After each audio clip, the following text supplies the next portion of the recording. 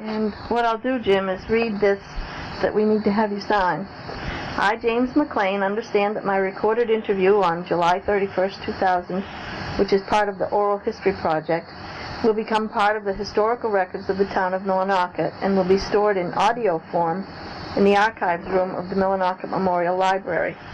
I further understand that the printed form of the interview, or a portion of the interview, will be available to the public, and that the transcribed written interview will be stored at the Millinocket Memorial Library.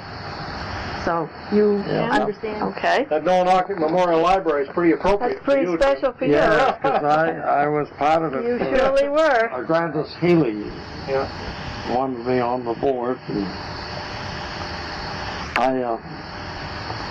I think I served something like 10 or 11 years. Yeah, I know. Yeah. I was on the board during the planning for the new library and for the installation, the dedication. Right. Yeah, you were a special part of that. Well, you're going to be up there again. Yeah. In the archives. Yeah, we'll have you tucked away there. I love that story you told when you said, well, if I get a chance, I'll... When war was declared and we all had to register for the draft,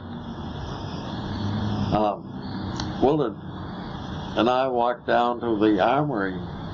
Armories where Obogonia's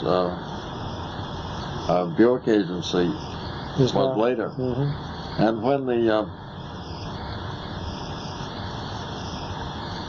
Millinocket High School burned, the seniors, of course, I went to the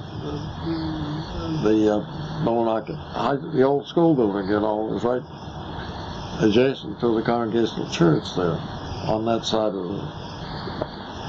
And that burned when I was probably in the 5th or 6th grade.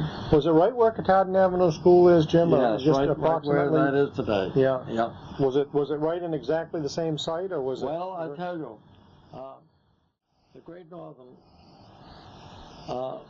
didn't know how they were going to make out with the Bangor Rustic Railroad. So, right through the center of town, they let this path right to the mill. Yeah. So that the Main Central could set their tracks, come right into the mill. If they ever had any trouble with the Bangor Rustic. Yeah. That's why that was done. I never knew that. Yeah. Well, that's why that was Central Street to the high school.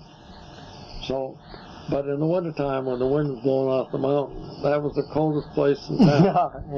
Going from Congress Street past that open area. Well, Wiggy Robinson claims that Medway Road was the coldest, and he said the only way he could get down Medway Road in the wintertime, he said he'd have to hide in behind, I think he said Bobbine's store or something up on, was it Bobbine's, Marian? Bobbine's. Yeah, he said that was the coldest.